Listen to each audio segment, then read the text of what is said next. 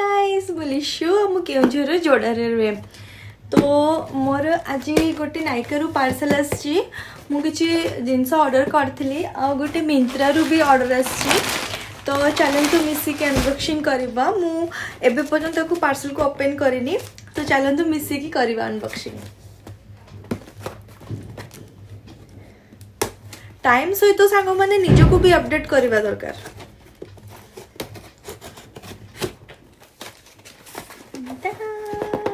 गोटे गोटे कर देखुची भितर सब कौन अच्छे बिल